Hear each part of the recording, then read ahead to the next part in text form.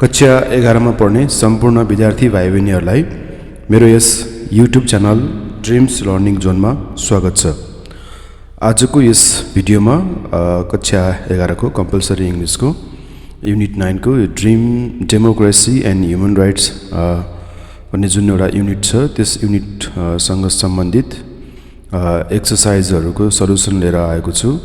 कृपया यस भिडियोलाई पुरा हेर्दिनु होला र यसभन्दा अघिल्लो भिडियोमा मैले यस युनिट अन्तर्गतको यो इनअगुरेसन स्पीच अफ नेल्सन मण्डेला जसको बारेमा मैले एक्सप्लेन गरिसकेको छु र म यस भिडियोमा यससँग सम्बन्धित एक्सरसाइजहरु चाहिँ एक्सप्लेन गर्न गइरहेको छु।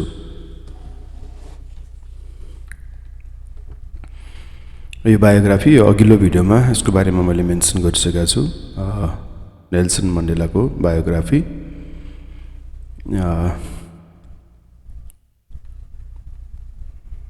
यसबाट पनि यसो हेर्न सक्नुहुनेछ भाइ बहिनीहरूले। यस्तै गरेर स्पीचको छ यसलाई पज गरेर पढ्नु होला। यो एनालाइसिसबाट इनअगुरेसन स्पीचलाई बुझ्न अलि सजिलो हुन्छ।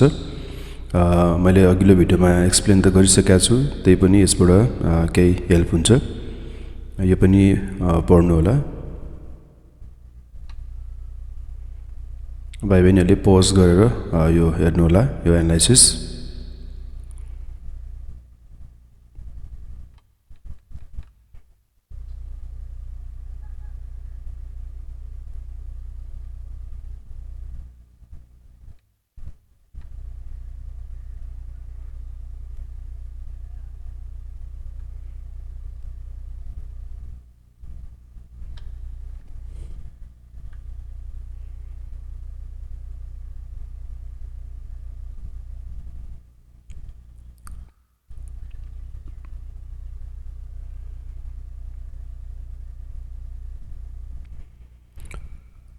अब म यस टेक्स्टसँग सम्बन्धित एक्सरसाइजहरु गरेर देखाउन गइरहेको छु, एक्सप्लेन गर्न गइरहेको छु।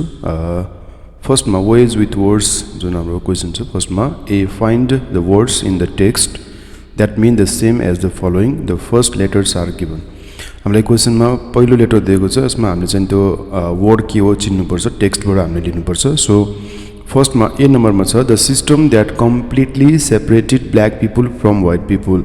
यसको लागि हामी जुन सिंगल वर्ड हुन्छ यो वर्ड अपार्थाइड भन्ने हो।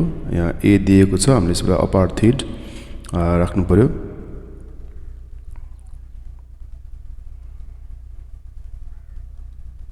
सेकेन्डमा छ फर्मल अब्जेक्सन भनेको प्रोटेस्ट हो, प्रोटेस्ट। अनि सी नम्बरमा an ethnical group of people भनेको ट्राइब हो। डीमा an act undertaken to achieve a set goal भनेको क्याम्पेन। त्यस्तै गरी ई नम्बरमा the formal beginning of any moment inauguration. F a strong feeling of excitement and happiness exhilaration. And being set free from legal social or political restrictions in इमेन्सिपेसन।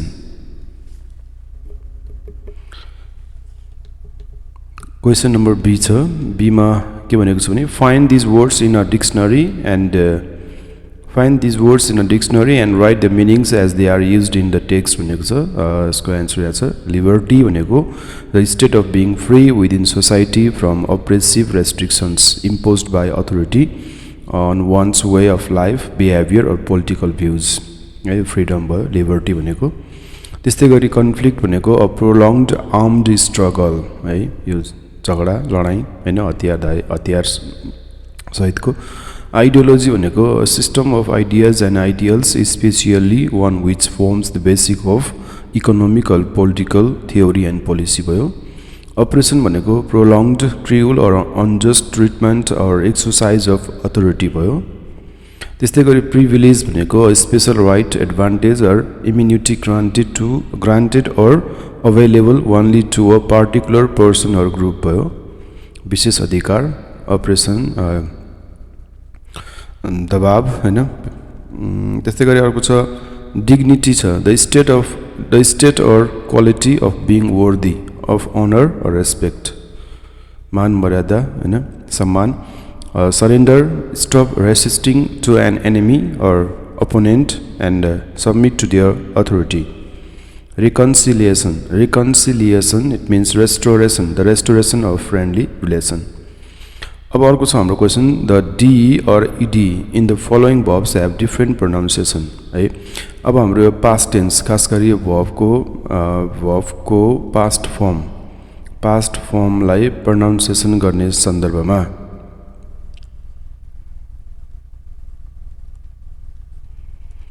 सम्बन्धमा हामीले past को यो जुन हाम्रो ed हुन्छ, ed अथवा d लाई कि त हामीले त कि त ड कि त हामी id यसरी प्रोनाउन्सिएसन गर्छौं. र यसको रुलहरु के छ, कसरी प्रोनाउन्सिएसन गर्ने, कुन भर्बको पछाडी ट लगाउने, कुनमा ड लगाउने, कुनमा id लगाउने भन्ने यहाँ छ.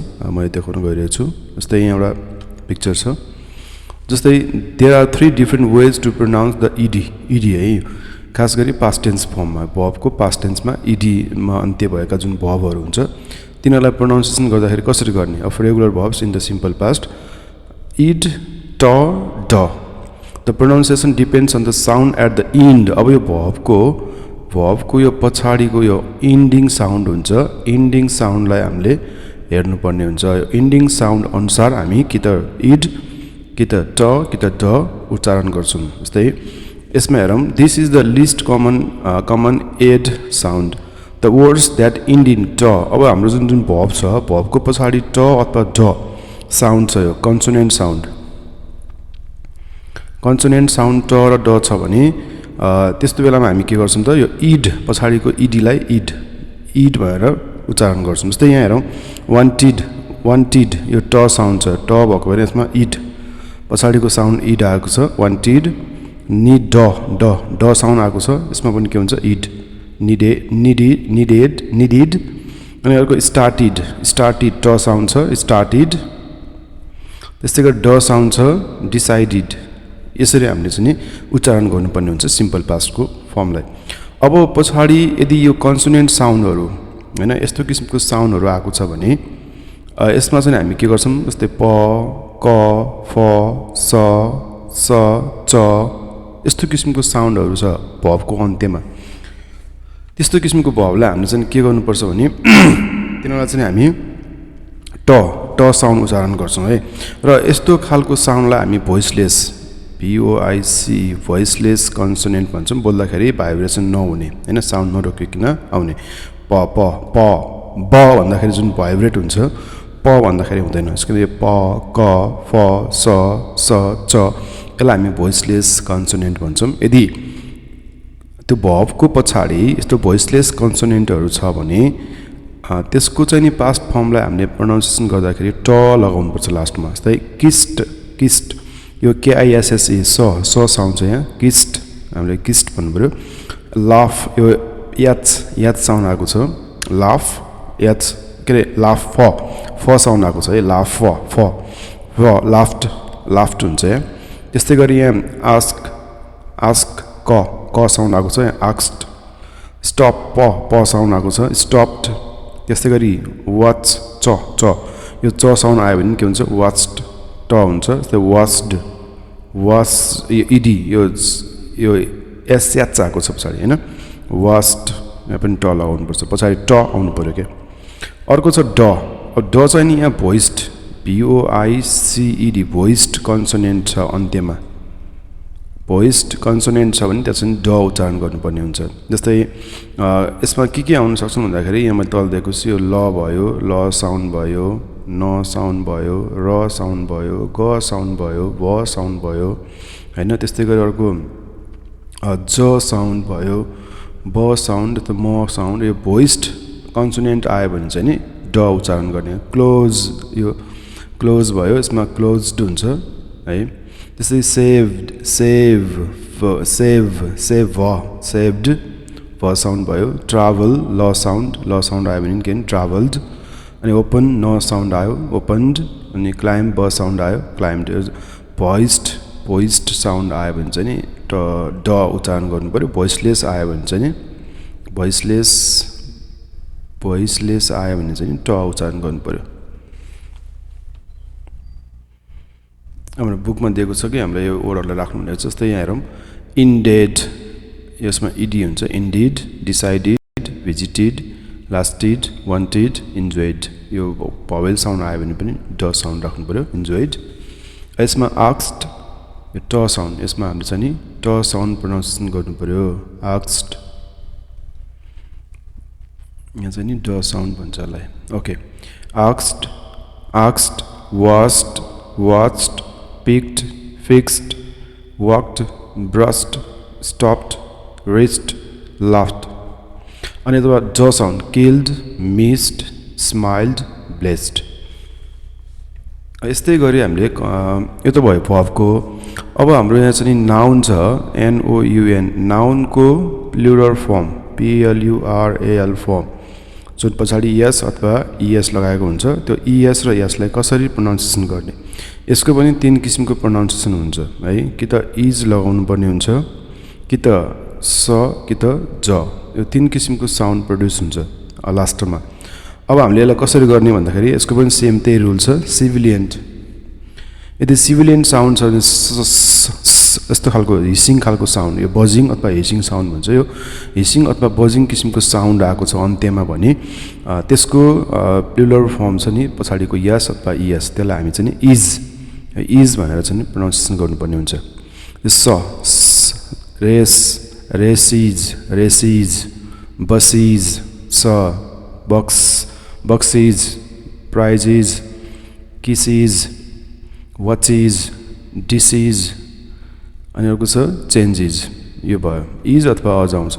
अर्को भोइसलेस आयो भने, अब भोइसलेस भनेको भाइब्रेसन नहुने, भोकल कर्डमा प्रोनाउन्सिएसन गर्दाखेरि भोकल कर्डमा भाइब्रेसन नभइकन त्यो साउन्डको प्रड्युस हुन्छ भने त्यस्तो बेलामा हामी चाहिँ नि स साउन्ड उच्चारण गर्नुपर्छ पछाडिको यो प्लुरल फर्म। यो चाहिँ यसलाई हामी मर्फिम भन्छ। यसमा चाहिँ नि प पछाडि प आएको छ, स, अब स हुनु पर्यो यसमा। स्लिप्स, क आएको छ।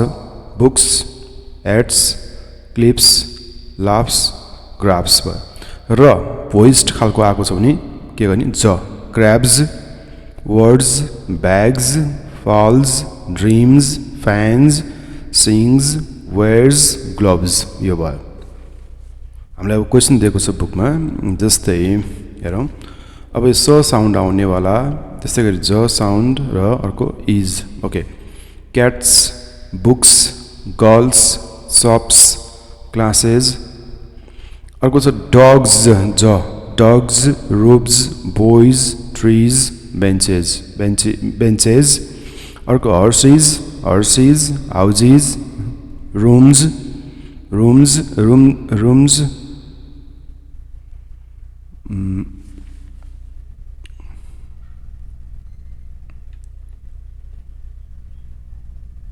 ओके। अनि अर्को छ नोइजिज, पेजिज, बेबिज। ओके,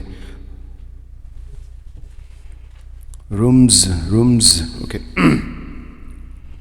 अर्को छ कम्प्रिहेन्सनसँग सम्बन्धित क्वेसनहरू। अब यसमा फर्स्ट क्वेसन छ, what were the restrictions imposed on blacks in South Africa.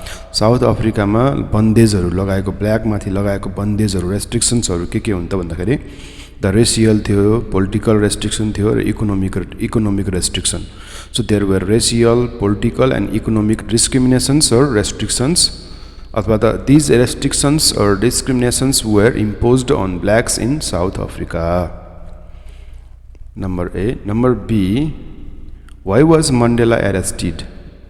So मण्डेलालाई किन एरेस्ट गरियो? Mandela was arrested because he was charge with organising an armed wings है of the African National Congress, होइन? यो African national कङ्ग्रेसको armed wings चलाएको आरोपमा उनलाई arrest गरेको थियो, होइन? यसको सङ्गठन, भातृ सङ्गठन, हतियारधारी, होइन, गुरिल्ला टाइपको त्यस्तो खालको चाहिँ नि समूह सञ्चालन गरेको, यो सरकारलाई फ्याल्नको लागि, सत्तालाई फ्याल्नको लागि, होइन, कन्स्पिरेसी गरेको आरोपमा चाहिँ नि उनलाई एरेस्ट गरेको थियो। अर्को छ, how did he describe racism and racial oppression. So he describe racism and racial oppression as an, यसलाई उनले के भनेको छ भने एक्स्ट्रा अर्डिनरी ह्युमन डिजास्टर भनेको छ कि अपार्थीड भनेको, APARTHEID, अपार्थाइड सिस्टम जसमा रेसियल अपरेसन र रेसिजम थियो त्यसलाई चाहिँ नि उहाँको स्पिचमा उहाँले भन्नुभएको छ कि extraordinary human disaster. Why did he thank all international guest रे? त्यहाँ प्रेजेन्ट भएका 140 भन्दा बढी देशबाट प्रेजेन्ट भएका गेस्टहरूलाई किन थ्याङ्क दिनुभयो? So he thanked all international guest for having come to take. एउटा त त्यो उत्सवमा त्यो समारोहमा भाग लिन आएका थिए, having come to take possession of victory है, त्यो जितको भागीदार बन्नको लागि. त्यो जितमा उनीहरूको पनि हात थियो. जसरी त्यो अपार्थाइड सिस्टम फ्याल्नको लागि जुन आन्दोलन गरेका थिए, जुन मुभमेन्ट चलाएका थिए नेल्सन मण्डेलाले, त्यसमा उनीहरूको पनि हात थियो, सपोर्ट थियो हैन. के को लागि त? For peace, justice, human dignity establish गर्नको लागि with the people of South Africa in the presidential inauguration ceremony of him. त्यसको लागि त्यसमा टेक पार्ट गर्न हैन, त्यसमा सहमति जनाउन आएका थिए. त्यसो भएर उनले सबैलाई थ्याङ्क गरे. अर्को छ ई नम्बरमा छ, why did he think that people in his country had achieved political emancipation? उनले पोलिटिकल इमेन्सिपेसन यो अपार्थाइडको अन्त्य गर्न कसरी सफल भयो त हैन, कसरी एचिभ गरे त भन्दाखेरि he thought that people in his country had achieved political emancipation because of के को कारणले त? Because of the supports of democratic political mass, religious groups, women, youth, business, traditional and other leaders and security forces of different ranks. भनेको विभिन्न किसिमको त्यहाँको विभिन्न किसिमका ग्रुपहरूले, धार्मिक ग्रुप, महिला पुरुष हैन, व्यापारीहरू, पोलिटिकल लिडर्सहरू अनि अरू देशका मान्छेहरू सबैको सहयोगले गर्दाखेरि उनले चाहिँ यो पोलिटिकल इमेन्सिपेसन एचिभ गर्न सफल भए. What is the main point of Mandela's speech रे? मण्डेलाको स्पीचको मुख्य पोइन्ट के हो त भन्दाखेरि in his inaugural speech Mandela appeal to all South Africans and called for reconciliation. अब मेलमिलाप गरेर अगाडि बढ्नुपर्छ. कुनै पनि किसिमको घृणा, कुनै पनि किसिमको रिभेन्ज लिनु भएन. व्हाइटले ब्ल्याकलाई, ब्ल्याकले व्हाइटलाई कुनै पनि किसिमको रिभेन्ज नलिकन मेलमिलाप, दाजुभाइ दिदीबहिनी जस्तो भएर सबै मिलेर देश बनाउनुपर्छ भन्ने चाहिँ उनको मेन पोइन्ट हो. अब रिकन्सिलिएसन भएन भने यो पिस, जुन भर्खर आएको पिस इस्टाब्लिस गर्न गाह्रो हुन्छ हैन. जस्टिस, पिस एन्ड फ्रिडम हैन, त्यसलाई चाहिँ अब टेकाउन सकिँदैन. त्यही भएर रिकन्सिलिएसन चाहिँ मेलमिलाप चाहिँ मुख्य उद्देश्य हो, मुख्य कुरा हो. त्यसलाई फोकस गर्नुभएको छ, मेलमिलाप है. अर्को छ अब critical thinking. What does Mandela mean when he says a rainbow nation at peace भनेको छ. यसको मिनिङ के हो रे? एन्सर यस प्रकार छ, the phrase a rainbow nation at peace with itself and the world was said by President Nelson Mandela in his inauguration speech on 10 May 1994 when he was elected as the President of South Africa. The term was intended to create the unity of multiculturalism and coming together of people of many different nations in a country once identified with the strict division of white and black. है, जब चाहिँ त्यहाँ white र ब्ल्याकको बिचमा division थियो पास्टमा, त्यस्तो खालको कन्ट्रीमा अहिले चाहिँ विभिन्न देशका मान्छेहरू त्यहाँ आएका छन् त्यो पार्टिसिपेसन गर्नको लागि त्यो इनअगुरेसन प्रोग्राममा. र यो चाहिँ देश चाहिँ एउटा के हो त, उहाँले आफ्नो देशलाई के भनेको छ, रेनबोसँग कम्पेयर गर्नुभएको छ. मल्टिकल्चरल देश भएको भएर, मल्टिरेसियल मल्टिकल्चरल कन्ट्री भएको भएर हैन. त्यसकारण अपार्थाइड जुन अन्त्य भइसकेपछिको अब अवस्था एउटा रेनबो जस्तै हैन, ह्याप्पी चाहिँ एट्र्याक्टिभ हैन, एकदम चाहिँ खुसियाली प्राप्त गर्ने. So South Africa is the country of various tribes or ethnic groups है. साउथ अफ्रिका भनेको धेरै ट्राइबहरू र एथनिक ग्रुपहरू मिलेर बनेको देश हो. Before post apartheid period there was conflict, त्यहाँ लडाइँ थियो, सिभिल वार थियो, different races of in South Africa. But after the end of apartheid policy the unite all people to become the like flowers of a garden or different colours of a rainbow. Mandela called South Africa a rainbow nation at peace. Rainbow symbolizes many things. First, it symbolizes attraction of different colors in one. Beauty, attraction, happiness, which South African people will have in South Africa. All people will have peace, justice, equality, freedom and prosperity in the country after getting liberty from the rule of minority white people. Mandela should have avenged on those who imprisoned him for such a long period. Instead, he followed the path of reconciliation. Why do you think he did so? है यो रिकन्सिलिएसनको बाटो अपनाएर उनले किन चाहिँ अगाडि बढे, किन उनले रिभेन्ज लिएनन्, एभेन्ज लिएनन्, जसले उनलाई थुनेको थियो, प्रिजनमा राखेको थियो 27 इयर्स हैन। त्यसको बदला उनले रिभेन्ज गर्न सक्थे, बदला लिन सक्थे, तर उनले गरेनन्। त्यसको साटो उनले मेलमिलापको बाटो अपनाए हैन। मेलमिलापको बाटो अपनाए किन होला? जस्तै Mandela should have avenged on them who sent him into prison for 27 years, but such ego and revenge, है यस्तो खालको अहम, यस्तो खालको revenge motive can never give eternal peace. उनको उद्देश्य भनेको साउथ अफ्रिकामा पिसलाई स्थायित्व दिने, पिसलाई चाहिँ इटर्नल अथवा चाहिँ यसलाई के भन्छ अब long lasting बनाउने and happiness to the people of South Africa. Nelson Mandela sacrificed his life for the sake of South African people who are happy to have liberty. If Nelson Mandela took revenge against them, it would have violence again. फेरि त्यहाँ के हुन्छ, violence हुन्छ। उसलाई बदला लिने त्यो किसिमको भावनाहरू एक्सप्रेस गर्यो भने त्यो साउथ अफ्रिकामा पिस कहिले पनि आउँदैन। त्यसकारणले उनले चाहिँ यो भावनालाई त्यागेर उनले चाहिँ मेलमिलापको बाटो अपनाए। He followed the path of reconciliation because it is only one path to bring peace and happiness in any country that had undergone violence and conflict, है। जो कन्फ्लिक्ट र भायोलेन्सबाट आएको देश छ, त्यो देशमा अब शान्ति स्थापना गर्नको लागि मेलमिलापको बाटो बाहेक अरू विकल्प हुँदैन। Avenge and enmity can never unite people, and unity of people is the most important thing to establish newly born liberty or emancipation. There are still some people who wanted to restore apartheid. If Mandela was motivated by revenge, the country would again go in the shadow of apartheid.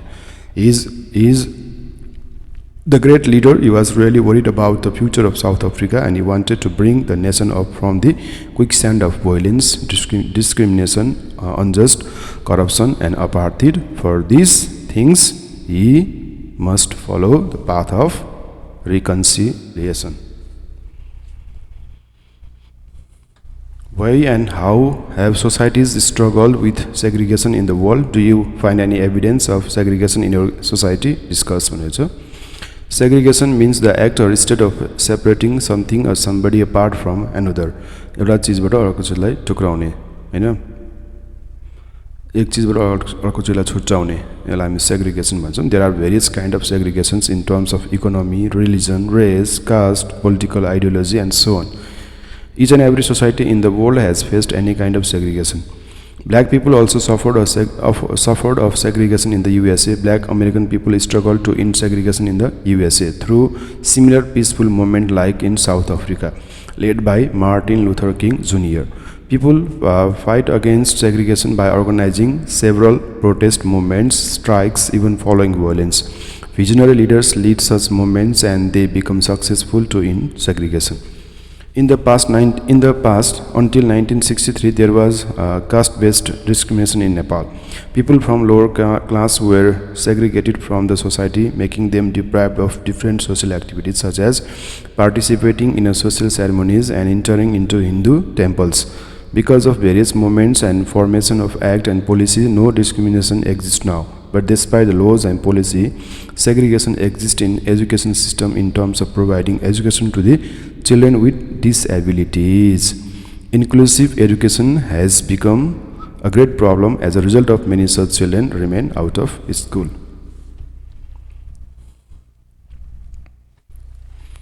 Next, grammar section. Use of should and had better for advice, giving advice. अब हामी कसैलाई सल्लाह दिनको लागि, advice गर्नको लागि के हामीले should के हामीले had better युज गर्न सक्छौं। अब should को प्रयोग कहाँ गर्ने, had better को प्रयोग कहाँ गर्ने? हुन त दुवै सेम हो, दुवै एकलाई अर्कोको ठाउँमा प्रयोग गर्न सकिन्छ, अल्टरनेटिभ हो, तैपनि के स्लाइट डिफरेन्सेसहरु छ। should चाहिँ it is used to give general advice expressing obligation, के त obligation बाध्यता अथवा एक्सपेक्टेसन होप एक्सप्रेस गर्ने खालको एडभाइस, सामान्य किसिमको ओपिनियन एक्सप्रेस गर्ने हैन, ओपिनियनहरु दिने हैन, सामान्य किसिमको एडभाइस दिनु पर्यो भने हामी should को प्रयोग गर्छौं। अथवा चाहिँ obligation हैन, गर्नुपर्ने बाध्यता अथवा एक्सपेक्टेसन एक्सप्रेस गर्छ भने त्यहाँ पनि हामीले should राख्नुपर्छ। जस्तै you look tired, you should go to bed. It's a general kind of advice, है। टायर्ड देखिन्छौ तिमीले, बरु तिमी बेडमा जाँदाखेरि ठीक हुन्छ, तिमी बेडमा जाऊ, तिमी थकित भएका छौ, सो जेनरली उसको ओपिनियन एक्सप्रेस गरेको हो जस्तै had better is use for giving advice about specific thing or warn people है मान्छेलाई वार्निङ गर्नको लागि पनि यसको युज गरिन्छ or have bad consequences if they don't follow or if don't follow भनेको त्यो एडभाइसलाई फलो नगर्ने हो भने त्यसको परिणाम चाहिँ खराब हुनसक्छ है त्यस्तो खराब परिणाम भोग्ने अथवा परिणाम आउन सक्ने किसिमको चाहिँ कुरालाई चाहिँ रोक्नको लागि दिएको एडभाइस छ त्यसलाई चाहिँ हामी के गर्छौँ त ह्याड बेटर राखेर दिनुपर्ने हुन्छ जस्तै it might rain you had better take an umbrella तिमीले छाता लिएर जाऊ किनभने पानी पर्न सक्छ नभए के हुन्छ भिज्न सक्छ पानीमा हैन त्यो पानीले भिजाउन सक्छ त्यसको कन्सिक्वेन्स नराम्रो हुन्छ त्यसकारण यहाँ चाहिँ ह्याड बेटर युज गरेको छ अब हामीलाई के क्वेशनहरु दिएको छ यहाँ B complete the sentence with should or should not अब यहाँ शुड र नेगेटिभ फर्म शुड नट राखेर यो पुरा गर्नु भनेको छ र हामीलाई के भर्ब्स दिएको छ drink visit leave roam quit यो मध्ये कुन चाहिँ मिल्छ हामीले शुड सहित यिनीहरूलाई लेख्नुपर्छ शुड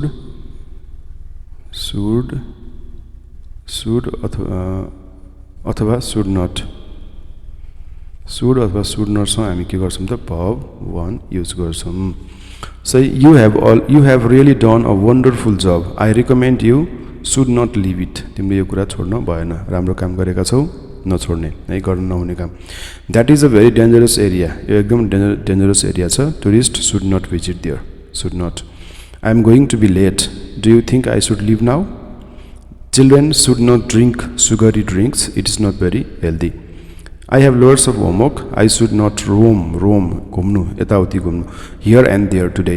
यो भयो अब सी नम्बरको क्वेशन छ put in had better or should.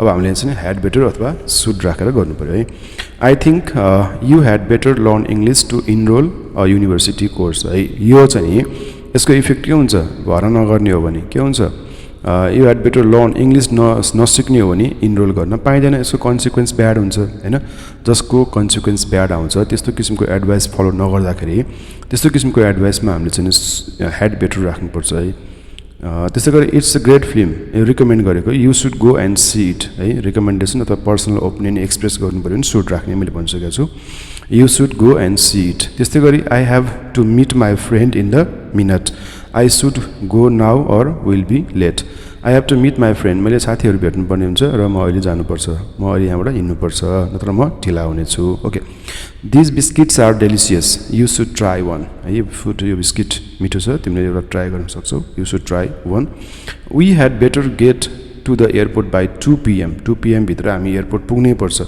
Else we मे कारण के हुन्छ नत्र भने फ्लाइट मिस हुन्छ है यसको इफेक्ट दिएको छ यदि नपुग्ने हो भने फ्लाइट मिस हुन्छ यसकारण ह्याड बेटर युज गरेको छ जस्तै when people are driving they had better keep their eyes on the road है ड्राइभिङ गर्दाखेरि आँखा चाहिँ ध्यान चाहिँ रोडमा हुनुपर्छ नत्र दुर्घटना हुनसक्छ okay I had better get up early tomorrow I have got a lot to do म भोलि बिहान चाँडै उठ्नुपर्छ किनभने धेरै कामहरू गर्नु छ हस् त यस भिडियोमा यति नै र यदि यो च्यानललाई भाइ बहिनीहरूले सब्सक्राइब गर्नुभएको छैन भने प्लिज कृपया यस च्यानललाई सब्सक्राइब गरिदिनु होला मलाई चाहिँ इन्करेज गर्नको लागि मलाई मोटिभेट गर्नको लागि भाइ बहिनीहरूको सपोर्टले साथले इन्करेज के भन्छ मोटिभेसनले मलाई अझ राम्रो राम्रो भिडियोहरू बनाउन इन्करेज हुन्छ त्यसकारण यसलाई सब्सक्राइब गरिदिनु होला र यस भिडियोको बारेमा केही कमेन्टहरू छ भने तल कमेन्टहरू गर्न पनि नबिर्सनु होला केही कमी कमजोरीहरू छ भने तल कमेन्ट बक्समा कमेन्ट गरिदिनु होला हस्त धन्यवाद